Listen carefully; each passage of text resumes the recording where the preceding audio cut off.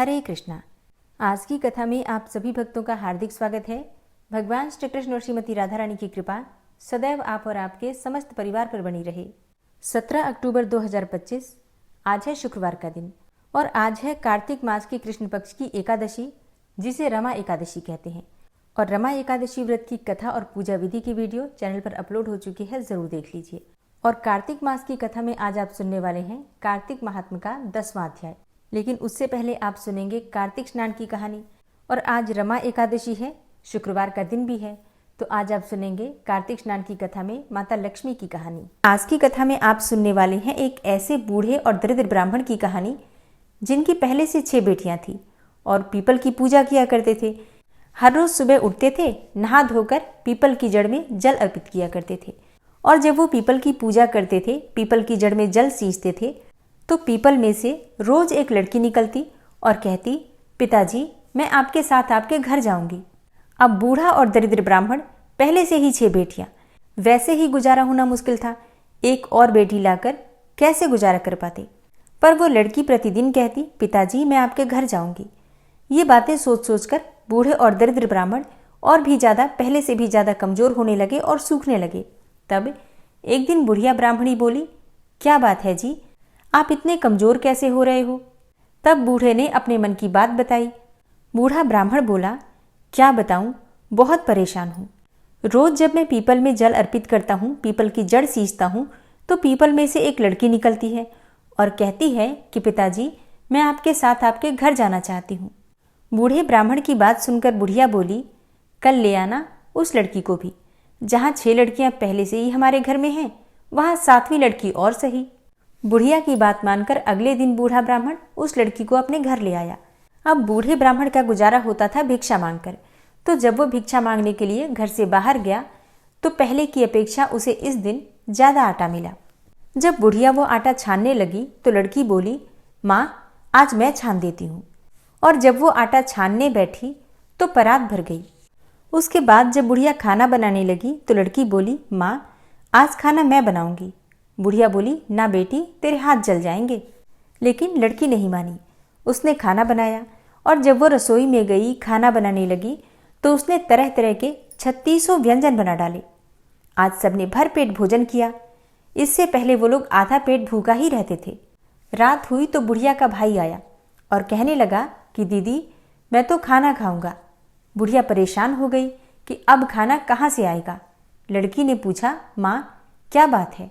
बुढ़िया बोली, बेटी तेरा मामा आया है और रोटी मांग रहा है, लेकिन रोटी तो सबने खा ली है, अब इसके लिए रोटी कहाँ से लाऊंगी। लड़की बोली, माँ तुम चिंता मत करो, मैं बना दूंगी। और वो रसोई में गई और मामा के लिए 3600 व्यंजन बना दिए। मामा ने भरपेट भोजन खाया और कहा भी कि ऐसा खाना इससे पहले उसने कभी नहीं खाया है। बुढ़िया ने उससे कहा, भाई तेरी पावनी भांजी है और उसी ने बनाया है।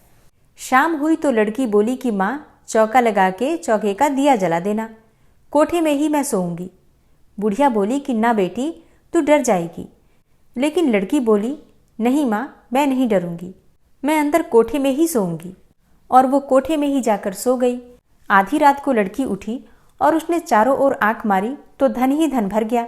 वो बाहर जाने लगी तो एक बूढ़ा ब्राह्मण सो रहा था। उसने देखा तो कहा कि बेटी तू कहाँ चली। लड़की बोली कि मैं तो दरिद्रता दूर करने आई थी, अगर तुम्हें भी दरिद्रता दूर करवानी है तो करवा लो। उसने बूढ़े ब्राह्मण के घर में भी आंख से देखा तो चारों ओर धन ही धन भर गया। सुबह सवेरे जब सब उठे तो लड़की को ना पाकर उसे ढूंढने लगे कि पावनी बेटी कहाँ चली गई।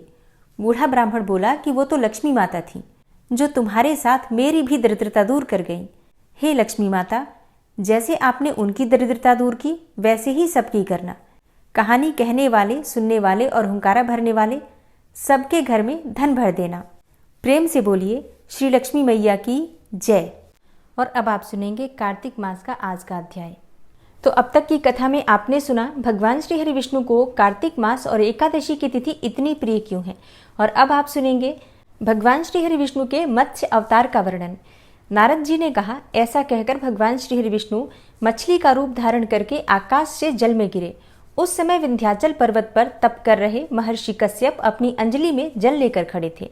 भगवान उनकी अंजलि में जा गिरे। महर्षि कश्यप ने दया करके उसे अपनी कमंडल में रख लिया। मछली के थोड़ा बड़ा होने पर महर्षि कश्यप ने उसे कुएं में डाल दिया। जब वह मछली कुएं में भी न समा सकी तो उन्होंने उसे तालाब में डाल दिया। जब वह तालाब में भी न आ सकी तो उन्होंने उसे समुद्र में डाल दिया। वह मछली वहां भी बढ़ने लगी। फिर मत्स्य रूपी भगवान विष्णु ने शंखासुर का वध किया और शंखासुर को हाथ में लेकर बद्रीवन आ गए। वहां उन्होंने संपूर्ण ऋषियों को बुलाकर इस प्रकार आदेश दिया, हे मुनीश्वरों, तुम जल के भीतर बिखरे हुए वेद मंत्रों की खोज करो और जितनी जल्दी हो सके उन्हें सागर के जल से बाहर निकाल लाओ। तब तक मैं देवताओं के साथ प्रयाग में ठहरता हूँ। तब उन तपोबल संपन्न महर्षियों ने यज्ञ और बीजों सहित संपूर्ण वेद मंत्रों का उद्धार किया। उनमें से जितने मंत्र जिस ऋषि ने उपलब्ध किए वही उन बीज मंत्रों का उस दिन से ऋषि माना जाने लगा। तदनंतर सब ऋषि एकत्र होकर प्रयाग में गए। वहां उन्होंने ब्रह्मा जी सहित भगवान विष्णु को उपलब्ध हुए सभी वेद मंत्र समर्पित कर दिए। सब वेदों को पाकर ब्रह्मा जी बहुत प्रसन्न हुए। उन्होंने देवताओं और ऋषियों के साथ प्रयाग में अश्वमेघ यज्ञ किया। यज्ञ समाप्त होने पर सब देवताओं ने भगवान से निवेदन किया, देवाधिदेव, हे जगन्नाथ, इस स्थान पर ब्रह्मा जी ने खोए हुए वेदों को पुनः प्राप्त किया है और हमने भी यहाँ आपके प्रसाद से यज्ञ भाग पाए हैं। अतः यह स्थान पृथ्वी पर सबसे श्रेष्ठ, पुण्य की वृद्धि करने वाला एवं भोग तथा मोक्ष प्रदान करने वाला हो। साथ ही यह समय भी महापुण्यमय और ब्रह्मघाती आदि महापापियों की भी शुद्धि करने वाला हो तथा यह स्थान यहाँ दिए हुए दान को अक्षय बना देने वाला हो, यह भी वर दीजिए। भगवान विष्णु बोले, देवताओं, तुमने जो कुछ भी कहा है मुझे स्वीकार है। तुम्हारी इच्छा पूर्ण हो। आज से यह स्थान ब्रह्म क्षेत्र के नाम से प्रसिद्ध होगा। सूर्यवंश में उत्पन्न राजा भगीरथ यहाँ गंगा को ले आएंगे और वह यहाँ सूर्य कन्या यमुना से मिलेंगी। ब्रह्मा जी और तुम सब देवता मेरे साथ यहाँ निवास करो और आज से यह तीर्थ तीर्थराज के नाम से विख्यात होगा। तीर्थराज के दर्शन से तत्काल सब पाप नष्ट हो जाएंगे। जब सूर्य मकर राशि में स्थित होंगे उस समय यहाँ स्नान करने वाले मनुष्यों के सब पापों को यह तीर्थ नाश करेगा। यह काल भी मनुष्यों के लिए सदा महान पुण्य फल देने वाला होगा। माघ में सूर्य के मकर राशि में स्थित होने पर यहाँ स्नान करने से सालोक्य आदि फल प्राप्त होंगे। तब देवाधिदेव भगवान विष्णु देवताओं से ऐसा कहकर ब्रह्मा जी के साथ वहीं अंतर्ध्यान हो गए। तत्पश्चात इंद्रादि देवता भी अपने अंश से प्रयाग में रहते हुए वहां से अंतर्ध्यान हो गए। जो मनुष्य कार्तिक मास में तुलसी जी की जड़ के समीप श्रीहरि का पूजन करता है वह इस लोक में संपूर्ण भोगों का उपभोग करके अंत में वैकुंठ धाम को जाता है। ओम क्लीम कृष्णाय नमः। ओम तुलसी देव्यै नमः। हरे कृष्णा। आज की कथा का यहीं पर समापन करते हैं। इसके आगे का वृतांत आप सुनेंगे कल की कथा में। युगल सरकार में भक्ति बढ़ाने वाली एक अनोखी कथा। और हाँ, ये कोई कहानी नहीं है बल्कि ये एक सच्ची घटना है। हमारे ठाकुर जी और लाडली सरकार के एक बहुत ही प्यारे भक्त की कथा। वृंदावन में एक बाबा रहा करते थे जिन्हें मदन टेर के अंधे बाबा के नाम से भी जाना जाता था। बाबा 7-8 वर्ष की आयु में ही वृंदावन आ गए थे। वे पढ़े लिखे नहीं थे, बस श्यामा और श्याम की रटन किया करते थे। बाबा ने श्यामा और श्याम की रटन में पूरा जीवन ही बिता दिया। उनका प्रेम इतना गहरा था कि श्यामा श्याम का नाम लेते ही उनकी आंखों से अश्रुधारा बहने लगती थी।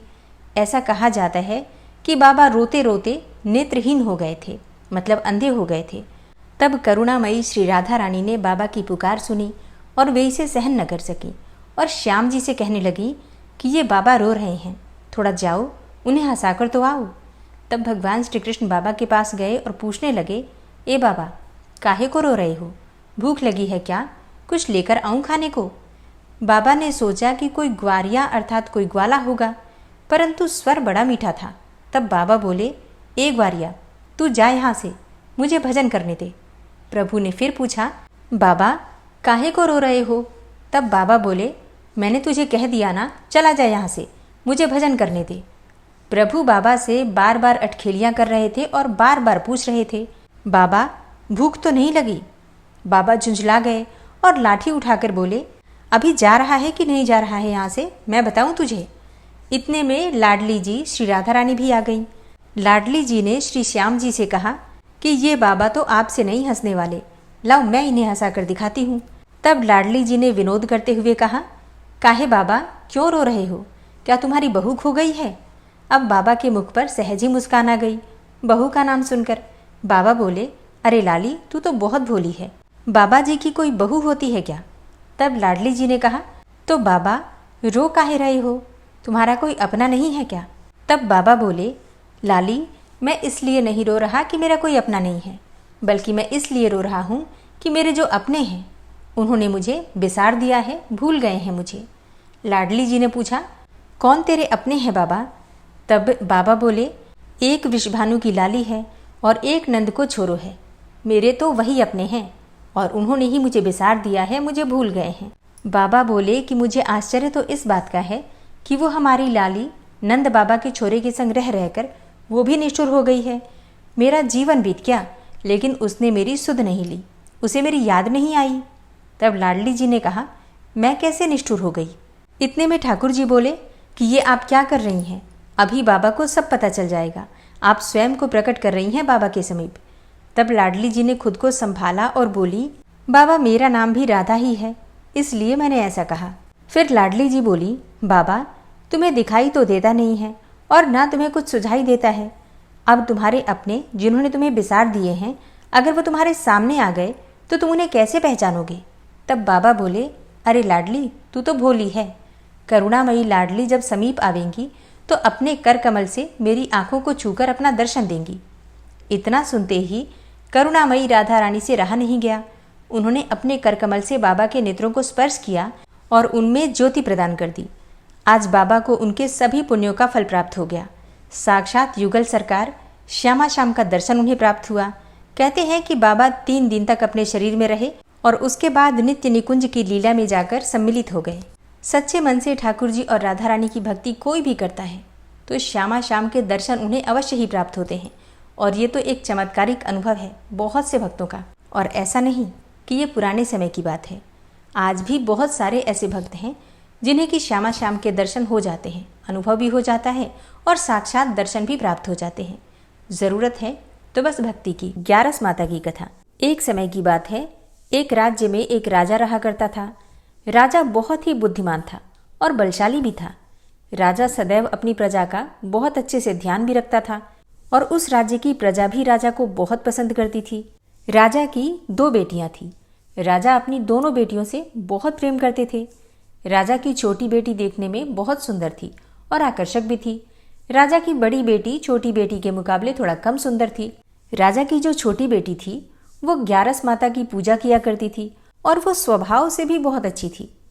तो सभी लोग जो राज्य के थे वो राजा की छोटी बेटी से बहुत प्रेम करते थे और उसकी बहुत प्रशंसा भी किया करते थे। सिर्फ प्रजा ही नहीं बल्कि राजा भी अपनी छोटी बेटी को बहुत अधिक प्रेम करते थे। मतलब अपनी बड़ी बेटी से छोटी बेटी को अधिक प्रेम करते थे, जिस कारण से राजा की जो बड़ी बेटी थी उसे अपनी ही छोटी बहन से बहुत नफरत होने लगी थी। राजा की दोनों बेटियां जब बड़ी हो गईं, तब एक पड़ोस राज्य में रहने वाला राजकुमार राजा की बड़ी बेटी के लिए रिश्ता लेकर आया। लेकिन जैसे ही उस राजकुमार की नज़र राजा की छोटी बेटी पर पड़ी तो वो राजकुमार राजा की छोटी बेटी पर आकर्षित हो गया और उससे पहली ही नज़र में प्रेम कर बैठा। और फिर उस राजकुमार ने राजा की बड़ी बेटी के साथ विवाह करने से मना कर दिया और उसने राजा से कहा कि मैं तो आपकी छोटी बेटी से विवाह करना चाहता हूँ। इसके बाद राजा की जो बड़ी बेटी थी ये सब देखकर अपनी छोटी बहन से बहुत क्रोधित हो गई और राजा की बड़ी बेटी ने अपनी छोटी बहन को ही अपना सबसे बड़ा दुश्मन मान लिया। और फिर राजा की बड़ी बेटी ने अपनी ही छोटी बहन से बदला लेने का निर्णय ले लिया, जिसके लिए उसने अपनी छोटी बहन को जान से मारने का प्लान बनाया। राजा की बड़ी बेटी ने अपनी छोटी बहन को मारने के लिए सबसे पहले एक लड्डू में जहर मिलाकर अपनी ही छोटी बहन को दे दिया और उसको लड्डू खाने के लिए कहा। लेकिन लड्डू खाने के बाद भी छोटी बहन को कुछ नहीं हुआ। बड़ी बहन ये सब देखकर बहुत आश्चर्यचकित हो गई, लेकिन बड़ी बहन ने हार नहीं मानी, बल्कि उसने अपनी छोटी बहन को मारने के लिए एक और उपाय सोचा। और फिर उसने जब रात में छोटी बहन अपने कमरे में सो रही थी तब एक मटके में सांप रखकर उसी के कमरे में छोड़ दिया। लेकिन सांप भी छोटी बहन का कुछ नहीं कर पाया। जिसके बाद बड़ी बहन ने अपनी छोटी बहन से कहा कि चलो हम लोग कुएं से पानी भर कर लाते हैं। और इसके लिए वह अपनी छोटी बहन को पानी भरने के बहाने से कुएं के पास ले गई और उसने अपनी छोटी बहन को कुएं में धक्का दे दिया। लेकिन छोटी बहन को तब भी कुछ नहीं हुआ, क्योंकि हर समय 11 माता उसकी रक्षा कर रही थी। और उधर बड़ी बहन अपने सारे प्रयासों के बावजूद भी असफल हो रही थी, जिससे कि वो बहुत क्रोधित होती जा रही थी। फिर उसने अपनी छोटी बहन के पास जाकर उससे खुद ही पूछा कि मेरी प्यारी छोटी बहन, क्या तुमको पता है कि भगवान ने सबकी मृत्यु एक निश्चित समय पर लिखी हुई है, और कैसे तुम्हारी मृत्यु होगी, क्या ये तुम जानती हो? तब छोटी बहन ने अपनी बड़ी बहन को बताया कि हाँ, मैं तो जानती हूँ कि मेरी मृत्यु कैसे होगी। अब छोटी बहन से ये सुनकर बड़ी बहन मन ही मन बहुत प्रसन्न होने लगी और उसने अपनी छोटी बहन से कहा कि तुम मुझे अपनी मृत्यु का राज तो बताओ। छोटी बहन ने अपनी बड़ी बहन से कहा कि मेरी मृत्यु तो एक तोते में है। जो तोते के गले में एक हार है, उससे मेरी मृत्यु होगी। जब कोई भी व्यक्ति उस तोते को मारकर वो हार अपने गले में पहनेगा तो मैं मूर्छित हो जाऊंगी, और जैसे ही उस हार को अपने गले से उतारेगा तो मैं वापस से जीवित हो जाऊंगी। अपनी छोटी बहन की मृत्यु का राज जानकर बड़ी बहन बहुत ही खुश हो गई और उसने अपनी छोटी बहन को मारने के लिए उसके पालतू तोते को ढूंढना शुरू कर दिया। और छोटी बहन को इस बात का आभास हो गया था कि कोई उसकी जान लेना चाहता है, जिसके लिए वो अपने पिताजी के पास गई, मतलब राजा के पास गई, और उसने अपने पिताजी से कहा कि पिताजी, मेरी मृत्यु के बाद आप मुझे जलाइएगा मत, बल्कि आप मुझे अपनी पुरानी हवेली में एक पलंग में लिटाकर छोड़ दीजिएगा। अपनी छोटी लड़की की ये बातें सुनकर राजा बहुत आश्चर्यचकित हो गए। राजा ने अपनी छोटी बेटी से पूछा कि बेटी, तुम ये क्या कह रही हो? तब राजा की छोटी बेटी ने बताया कि पिताजी, समय किसी के लिए नहीं रुका है, कब क्या हो जाए किसी को कुछ पता नहीं है। फिर राजा ने अपनी छोटी बेटी से कहा कि तुम ऐसी बातें क्यों कर रही हो, 2-3 दिन में तो तुम्हारा विवाह होने वाला है। लेकिन छोटी बेटी ने अपने पिताजी को ऐसा करने पर मजबूर कर दिया और उनसे वचन ले लिया। फिर राजा ने भी अपनी छोटी बेटी की बात स्वीकार कर ली और 2-3 दिनों के बाद जब शादी का समय आया तब राजकुमार बारात लेकर राजा के घर आया और राजकुमार और राजा की छोटी बेटी का विवाह शुरू हो गया। जैसे ही राजा की छोटी बेटी राजकुमार के साथ फेरे लेना शुरू करती है तो उसकी बड़ी बहन अपनी छोटी बहन के कमरे में जाकर उसके पालतू तोते को पकड़ लेती है और फिर उसको जान से मार देती है। तोते के गले में जो हार था उसको अपने गले में धारण कर लेती है। अब जैसे ही बड़ी बहन उस हार को अपने गले में धारण करती है तो उधर छोटी बहन, जो कि 3.5 ही फेरे ले पाती है, और वहीं पर बेहोश होकर गिर जाती है। इसके बाद राजा ने बड़े बड़े वैद्य और हकीमों को बुलवाया और अपनी छोटी बेटी का इलाज करने के लिए कहा। राजा की बात सुनकर वैद्य ने छोटी बेटी को जब चेक किया तो राजा को बताया कि आपकी जो बेटी है, ना तो वो जीवित है और ना ही वो मरी हुई है। ये मैं ऐसा पहली बार देख रहा हूँ। फिर राजा ने वैद्य और हकीम को ये बात बाहर बताने से मना कर दिया और उनको कहा कि अगर तुमने ये बात किसी को भी बाहर बताई तो हम तुम्हें फांसी दे देंगे। फिर राजा ने अपनी छोटी बेटी को पुराने महल में ले जाकर एक पलंग में लिटा दिया, जैसा कि उन्होंने अपनी छोटी बेटी को वचन दिया था। और फिर वहां कुछ सैनिक तैनात करके राजा वापस अपने महल को आ गए। तभी राजा की बड़ी बेटी राजा के पास आई और कहने लगी, पिताजी, अगर ये शादी संपन्न नहीं हुई तो आपकी तो बड़ी बदनामी होगी, आपकी इज्जत का फिर क्या होगा? तो अगर आप कहें तो मैं आपकी इज्जत बचाने के लिए राजकुमार से शादी करने के लिए तैयार हूँ। इसके बाद राजा ने अपनी बड़ी बेटी की बात मान ली और राजा ने बड़ी बेटी को छोटी बेटी के कपड़े पहनाकर मंडप में भेज दिया। लेकिन राजकुमार ये जान गया कि ये राजा की छोटी बेटी नहीं है, बल्कि ये तो राजा की बड़ी बेटी है। लेकिन जब राजकुमार ने शादी के लिए मना किया तो सभी लोगों ने राजकुमार को विवश करके राजा की बड़ी बेटी से बचे हुए फेरों को संपन्न करवा दिया और विवाह करवा दिया। इसके बाद राजकुमार राजा की बड़ी बेटी को अपने महल ले गया। राजकुमार राजा की बड़ी बेटी से ना तो बात करता था और ना ही उसको पसंद करता था और ना ही उसके आसपास फटकता था। राजकुमार ने फैसला किया कि वो अपनी प्रेमिका को अर्थात छोटी राजकुमारी को ढूंढ कर रहेगा और यह जानकर रहेगा कि उसके साथ हुआ क्या है। एक दिन राजकुमार अपने घोड़े पर सवार होकर राजा के पुराने महल के पास पहुंच गया, जहां पर उसने कुछ सैनिकों को देखा। महल के पास पहुंचकर राजकुमार ने जब महल को ध्यान से देखा तो वो समझ गया कि ये तो हमारे ससुर जी का महल है। तब राजकुमार ने सैनिकों से पूछा कि तुम लोग यहाँ क्या कर रहे हो और इस महल के अंदर इस पलंग में कौन लेटा हुआ है? इसके बाद सैनिकों ने बताया कि यहाँ पर तो राजा की छोटी बेटी लेटी है। ये सुनकर राजकुमार बहुत प्रसन्न हो गया और वो तुरंत ही अपनी प्रेमिका के पास अर्थात छोटी राजकुमारी के पास पहुंच गया और उसकी सेवा करने लगा। जैसे ही रात हुई तो राजा की छोटी बेटी उठकर खड़ी हो गई। राजकुमार यह देखकर बहुत खुश हो गया और अपनी प्रेमिका से पूछने लगा कि तुम यहाँ क्या कर रही हो और तुम मेरे साथ अब घर चलो। तब राजा की छोटी बेटी ने राजकुमारी को सारी बातें बता दी कि मेरी जान एक तोते में बसी थी और मैंने ये बात सिर्फ अपनी बड़ी बहन को ही बताया था और मुझे पता है कि उसने ही मुझे मारने का प्रयास किया है। उसके पास एक हार है जिसको वो सुबह पहन लेती है और रात को उतार देती है। जब तक वह उस हार को पहने रहती है तब तक मैं मूर्छित रहती हूँ और जैसे ही वो हार उतार देती है तो मैं वापस से जीवित हो जाती हूँ। और जब तक मेरी बड़ी बहन के पास वह हार है तब तक मैं ऐसे ही जीवित और मूर्छित होती रहूँगी। अगर मेरी बड़ी बहन के पास जो हार है वो मेरे हाथ लग जाए तो मैं हमेशा के लिए जीवित हो जाऊंगी। राजकुमार ने जब ये बातें सुनी तो राजा की छोटी बेटी के पास ही रहने का निर्णय ले लिया और फिर उसने अपने बचे हुए सारे फेरे उस पलंग में लेटी हुई राजा की छोटी बेटी के साथ ले लिए और अपना विवाह पूर्ण कर लिया और फिर वहीं पर ही रहने लगा। देखते ही देखते कुछ समय में राजा की छोटी बेटी और राजकुमार की पत्नी गर्भवती हो गई। एक दिन राजकुमार को किसी काम से बाहर जाना पड़ा। तब छोटी राजकुमारी के पेट में बहुत तेज से दर्द होने लगा, जिसके बाद उसने ग्यारस माता का आवाहन किया। इसके बाद वहां पर ग्यारस माता प्रकट हुई और उन्होंने अपने भक्त के दर्द को दूर किया और एक पुत्र की प्राप्ति करवाई। और वहीं पर अचानक से राजकुमार भी आ गया। तब राजकुमार ने ग्यारस माता को देखा तो वो आश्चर्यचकित हो गया और उसने तुरंत ही ग्यारस माता को प्रणाम किया। और ग्यारस माता ने राजकुमार से कहा कि जब तुम्हारा ये बेटा 5 वर्ष का हो जाए तो तुम अपनी पत्नी को हार लाकर इसके गले में डाल देना। फिर कुछ समय के बाद देखते ही देखते राजकुमार और राजा की छोटी बेटी का पुत्र 5 वर्ष का हो गया। तो राजकुमार अपने बेटे से बोला कि बेटा, मैं कुछ काम से बाहर जा रहा हूँ, तुम अपनी माता का ध्यान रखना। और फिर वहाँ से वो चला गया। राजकुमार को बाहर निकलते हुए बड़ी बहन के सैनिक देख लेते हैं और बड़ी बहन को जाकर सारी बातें बता देते हैं। इसके बाद बड़ी बहन अपनी छोटी बहन के पुत्र को वहाँ से उठवा लेती है और उसको मरवा देती है। छोटी बेटी के पुत्र के 2 टुकड़े करवा देती है। पहला टुकड़ा चक्की के पास छुपा देती है और दूसरा टुकड़ा अपनी पलंग के नीचे रख देती है। अब ग्यारस माता भिखारी का रूप लेकर आती हैं और एक भिखारी का रूप रखकर बड़ी बहन के पास चली जाती हैं।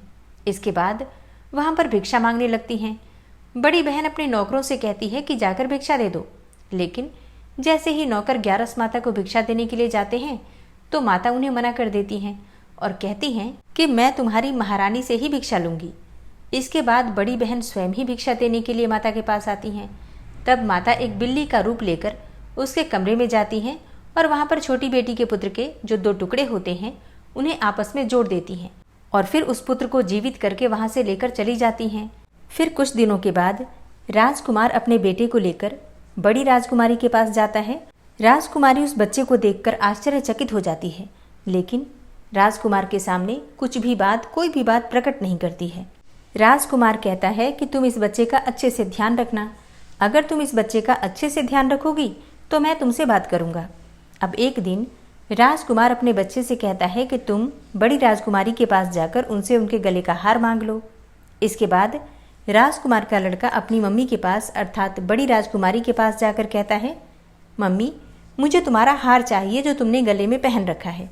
अब ये सुनकर पहले तो बड़ी बहन अर्थात बड़ी राजकुमारी बहुत क्रोधित होती है, परंतु उसको याद आता है कि राजकुमार ने कहा था कि अगर मैं इस बच्चे का ध्यान अच्छे से रखूंगी तो ही वो मुझसे बात करेंगे।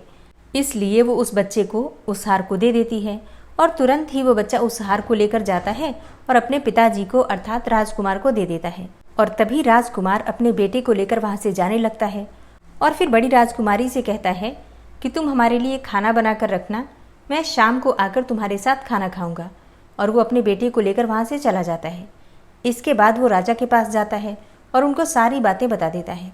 राजा अपनी बड़ी बेटी की ऐसी करतूत सुनकर बहुत क्रोधित होते हैं और अपनी परवरिश पर ही दोष देने लगते हैं और राजकुमार को अपनी छोटी बेटी के साथ रहने के लिए आदेश दे देते हैं। ग्यारस माता की कृपा से राजकुमार और राजा की छोटी बेटी अपने बच्चे के साथ बहुत ही प्रेम से सुखपूर्वक अपना जीवन बिताते हैं। हे ग्यारस माता, जैसे आपने राजा की छोटी बेटी पर कृपा करी वैसे ही हम सब पर भी करना। कहानी कहने वाले, सुनने वाले और हुंकारा भरने वाले सब पर अपनी कृपा बनाए रखना। तो प्रेम से बोलिए ग्यारस माता की जय। ओम विश्वम विष्णुर्वचटकारो भूत भव्य भवत प्रभु भूतकृत भूतभृत भावो भूतात्मा भूतवाहना भूतात्मा परमात्मा च मुक्तानां परमागति अव्ययः पुरुषः साक्षी क्षेत्रज्ञो अक्षर एव च योगो योगविदां नेता प्रधानपुरुषेश्वरः नारसिंहवपुः श्रीमान् केशवः पुरुषोत्तमः सर्वः शर्वः शिवस्थाणुर्भूतादिर्निधिर्व्ययः सम्भवो भावनो भर्ता प्रभवः प्रभुरीश्वरः स्वयंभू शम्भुरादित्यः पुष्कराक्षो महास्वनः अनादिनिधनो धाता विधाता धातुरुत्तमः अप्रमेयो ऋषिकेश पद्मनाभो अमरप्रभु विश्वकर्मा मनुस्त्वष्टा स्थविष्ठः स्थविरो ध्रुवः अग्राह्यः शाश्वतः कृष्णो लोहिताक्षः प्रतर्दनः प्रभूतस्त्रिककुब्धाम पवित्रं मङ्गलं परम् ईशानः प्राणदः प्राणो ज्येष्ठः श्रेष्ठः प्रजापति हिरण्यगर्भो भूगर्भो माधवो मधुसूदनः ईश्वरो विक्रमी धन्वी मेधावी विक्रमः क्रमः अनुत्तमो दुराधर्षः कृतज्ञः कृतिरात्मवान् सुरेशः शरणं शर्म विश्वरेताः प्रजाभवः अह संवत्सरो व्यालः प्रत्ययः सर्वदर्शनः अजः सर्वेश्वरः सिद्धः सिद्धे सर्वादिर्च्युतः वृषाकपिर्मेयात्मा सर्वयोगविनिश्रितः वसुर्वसुमनः सत्यः समात्मा संमितः समः अमोघः पुण्डरीकाक्षो वृषकर्मा वृषाकृतिः रुद्रो बहुशिरा बभ्रुर्विश्वयोनिः शुचिश्रवः अमृतः शाश्वतस्थाणुर्वरारोहो महातपः सर्वगः सर्वविद्भानुर्विश्वक्सेनो जनार्दनः वेदो वेदविद्व्यङ्गो वेदाङ्गो वेदवित्कविः लोकाध्यक्षः सुराध्यक्षो धर्माध्यक्षः कृताकृतः चतुरात्मा चतुर्व्यूहश्चतुर्द्रष्टश्चतुर्भुजः भ्राजेष्णुर्भोजनं भोक्ता सहिष्णुर्जगदाति च अनघो विजयोजेता विश्वयोनिः पुनर्वसु उपेन्द्रो वामनः प्रांशुर्मोघः शुचिरुर्जितः अतीन्द्रः सङ्ग्रहः सर्गो धृतात्मा नियमो यमः वेद्यो वैद्यः सदा योगी वीरः माधवो मधु अतीन्द्रियो महामायो महोत्साहो महाबलः महाबुद्धिर्महावीर्यो महाशक्तिर्महाद्युतिः अनिर्देश्य वपुः श्रीमान् मेयात्मा महाधृतिर् महिश्वासो महीभर्ता श्रीनिवासः सतां गति अनिरुद्ध सुरानन्दो गोविन्दो गोविन्दाम्पति मरीचिर्दमनो हंस सुपर्णो भुजगोत्तम हिरण्यनाभ सुतपा पद्मनाभ प्रजापति अमृत्यु सर्वदिक्सिंह संधाता सन्धिमानस्थिर अजो दूर्मर्षणः शास्ता विश्रुतात्मा सुरारिः गुरुर्गुर्तमो धाम सत्य सत्यपराक्रम निमिषो अनिमिषो श्रग्वी वाचस्पतिरुदारधि अग्रणिर्ग्रामणी श्रीमान् न्यायो नेता समीरण सहस्रमूर्धा विश्वात्मा सहस्राक्ष सहस्रपात् आवर्तनो निवृत्तात्मा संवृतः संप्रमर्दन अह संवर्तको वह निर्निलोधरणीधरः सुप्रसादः प्रसन्नात्मा विश्वभृग्विशुभुग्विभु सत्कर्ता सत्कृतः साधु जहर्नुर्नारायणो नरः असंख्येयो अप्रमेयात्मा विशिष्टशिष्टकृच्छुवि सिद्धार्थ सिद्धसङ्कल्प सिद्धिदः सिद्धिसाधनः वृषाहि वृषभो विष्णुर्विष्पर्वा वृषोदरः वर्धनो वर्धमानश्च विविक्तः श्रुतिसागरः सुभुजो दूर्धरो वाग्मी महेन्द्रो वसुदो वसु नैकरूपो बृहद्रूप शिपिविष्टः प्रकाशनः ओजस्तेजो द्युतिधरः प्रकाशात्मा प्रतापनः रिद्धस्पष्टाक्षरो मन्त्रश्चन्द्रांशुर्भास्करदुतिः अमृतांशुद्भवो भानु शशबिन्दुः सुरेश्वरः औषधं जगतः सेतु सत्यधर्मपराक्रमः भूतभव्य भवन्नाथ पवनः पावनो नलः कामः कामकृत्कान्तः कामः कामप्रदः प्रभु युगादिकृद्युगावर्तो नैकमायो महाशनः अदृश्योऽव्यक्तरूपश्च सहस्रजितनन्तजित् इष्टो अविशिष्ट शिष्टेष्ट शिखण्डी नहुसो वृष क्रोधः क्रोधकृत्कर्ता विश्वबाहुर्महीधरः अच्युतः प्रतितः प्राणः प्राणदो वासवानुजः अपां निधिर्धिष्ठानं प्रमत्तः प्रतिष्ठितः स्कन्दः स्कन्दधरो धूर्यो वरदो वायुवाहनः वासुदेवो बृहद्भानुरादिदेवः पुरन्दरः अशोकस्तारणस्तारः शूरः सौरिर्जनेश्वरः अनुकूलः शतावर्त पद्मी पद्मनिभेक्षणः पद्मनाभो अरविन्दाक्ष पद्मगर्भ शरीरभृत् महर्धिरिद्धो वृद्धात्मा महाक्षो गरुडाध्वजः अतुलः शरभो भीमो समयज्ञो हविर्हरि सर्वलक्षणलक्षण्यो लक्ष्मीवान् समितिञ्जयः वीक्षरो रोहितो मार्गो हेतुर्दामोदरः सह महीधरो महाभागो वेगवान् मिताशनः उद्भवः शोभणो देवः श्रीगर्भः परमेश्वरः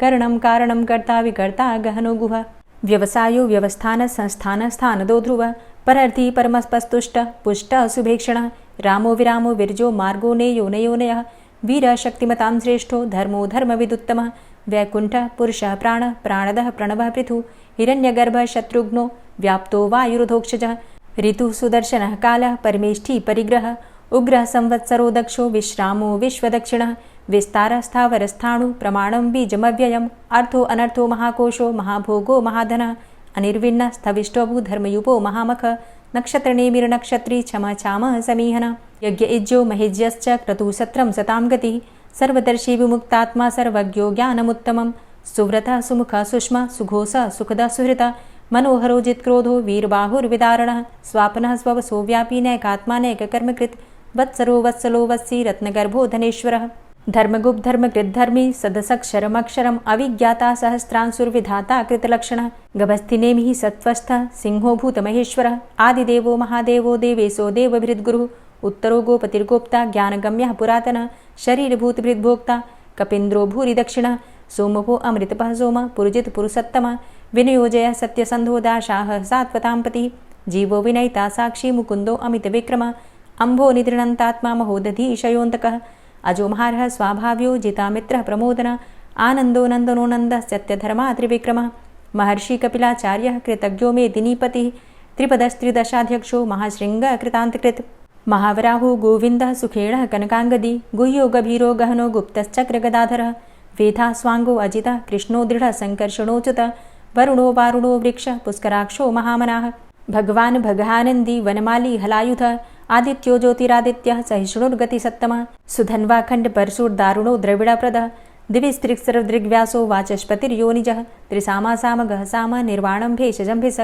सन्न्यासकृच्छमः शान्तो निष्ठा शान्तिः परायणं शुभाङ्गः शान्तिदस्रष्टा कुमुदः कुवलेशय गोहितो गोपतिर्गोप्ता वृषभाक्षो वृषप्रियः अनिवर्ति निवृतात्मा संक्षेप्ता चेमकृच्छिव श्रीवत्सवक्षा श्रीवास श्रीपति श्रीमतांबर श्रीद श्रीश श्रीनिवास श्रीनिधि श्रीविभावन श्रीधर श्रीकर श्रेय श्रीमान् लोकत्रयाश्रय स्वक्ष स्वंग शतानंदो नंदिर्ज्योतिर्गणेश्वर विजितात्मा विधेयात्मा सत्कीर्तिश्छिन्न संशय उदीर्ण सर्वतक्षसुर निश शाश्वत स्थिर भूषयो भूषणो भूतिर्विशोकः शोकनाशन अर्चिष्मानर्चितः कुंभो विशुद्धात्मा विशोधन अनिरुद्धो अप्रतिरथ प्रद्युम्नो अमितविक्रमः कालिनेमि निहावीर शौरी सूर्जनेश्वर त्रिलोकात्मा त्रिलोकेशः केशवः केशिहारी कामदेवः कामपालः कामीकान्तः कृतागमः अनिर्देशव पुर्विष्णोर्वीरो अनन्तो धनञ्जयः ब्रह्मण्यो ब्रह्मकृत् ब्रह्मा ब्रह्म ब्रह्म विवर्धन ब्रह्मविद् ब्राह्मणे ब्रह्मी ब्रह्मज्ञो ब्राह्मणप्रियः महाक्रमो महाकर्मा महातेजा महोरगः महाक्रतुर्महायज्वा महायज्ञो महाहवि स्तव्यस्तव प्रियस्तोत्रं स्तुतिस्तोतारणप्रियः पूर्णः पुरैता पुण्यः पुण्यकीर्तिर्नामयः मनोजवस्तीर्थकरो वसुरेता वसुप्रद वसुप्रदो वासुदेव वसुर्वसुमनाहवि सद्गतिः सत्कीर्तिः सत्ता सद्भूति सत्परायणः शूरसेनो यदुश्रेष्ठः सन्निवासः सुयामुनः भूतावासो वासुदेवः सर्वासु निलयोऽनलः दर्पः दर्पदो दृप्तो दूर्धरोथा पराजितः विश्वमूर्तिर्महामूर्तिर्दीप्तमूर्तिर्मूर्तिमान् अनेकमूर्तिरव्यक्तः शतमूर्तिः शताननः एको नैकः सवकः किं यत्तत्पदमनुत्तमं लोकबन्धुर्लोकनाथो माधवो भक्तवत्सलः सुवर्णवर्णो हेमांगो वरांगश्चन्दनांगदी वीरः विषमः शून्यो घृताशीर चलश्चलः अमानीमानदो मान्यो लोकस्वामी त्रिलोकदृक् सुमेधा मेधजो धन्यः सत्यमेधा धराधरः तेजो वृषः द्वितिधरः सर्वशस्त्रभृतांबर प्रग्रहो निग्रहो व्यग्रो नैकशृङ्गो गदाग्रजः चतुर्मूर्तिश्चतुर्बाहुश्चतुर्व्यूहश्चतुर्गति चतुरात्मा चतुर्भावश्चतुर्वेदविदेकपात् समावर्तो अन्वृतात्मा दुर्जयो दुरतिक्रम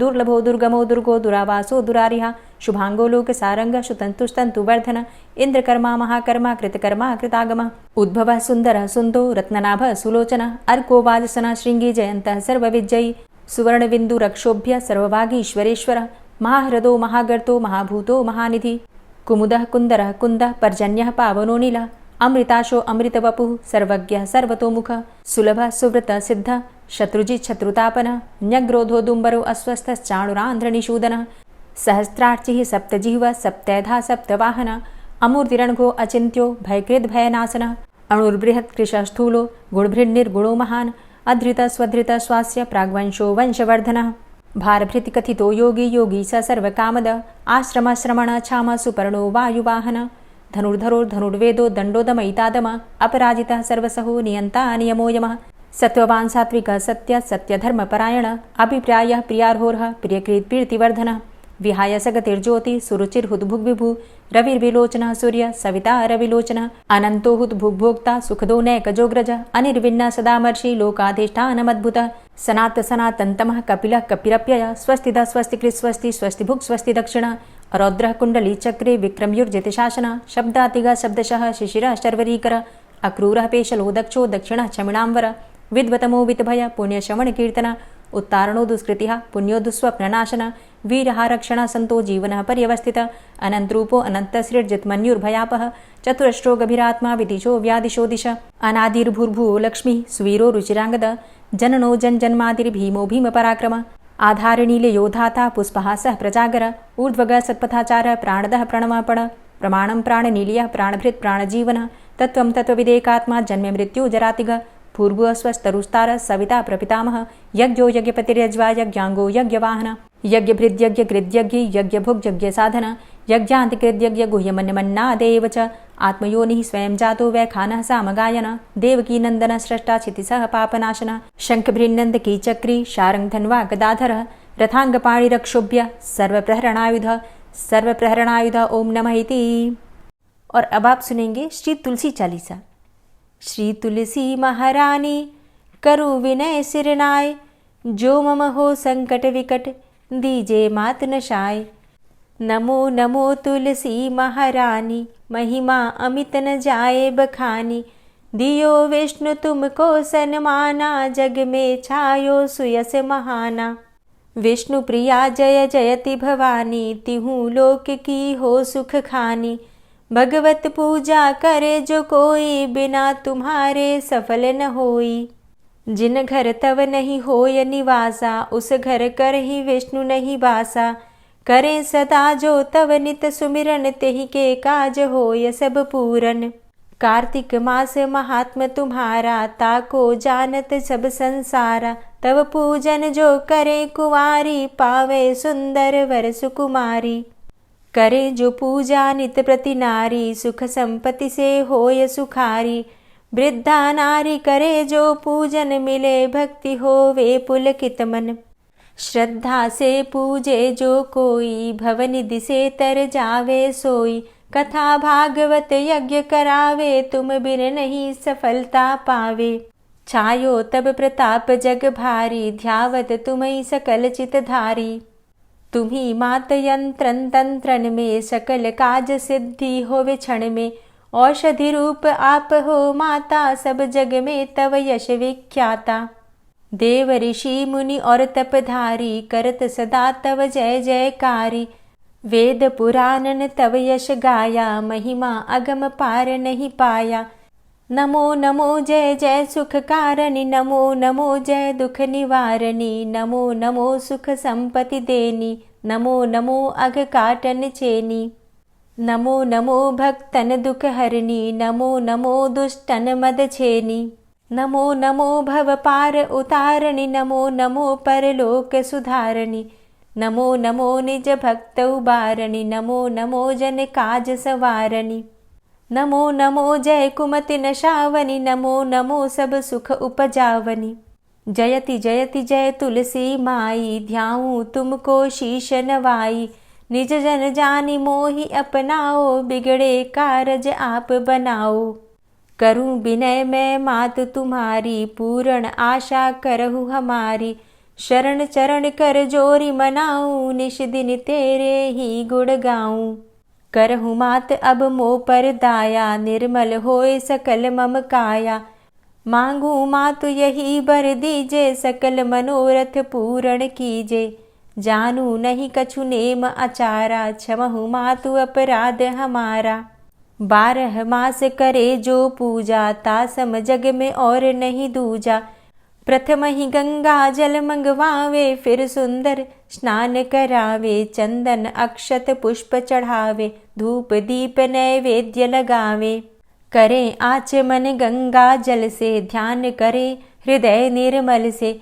पाठ करे फिर चालीसा की, स्तुति करे मात तुलसा की। यह विधि पूजा करे हमेशा, ताके तन नहीं रहे कलेशा। करे मास कार्तिक का साधन, सोवे नित पवित्र हुई जाहि।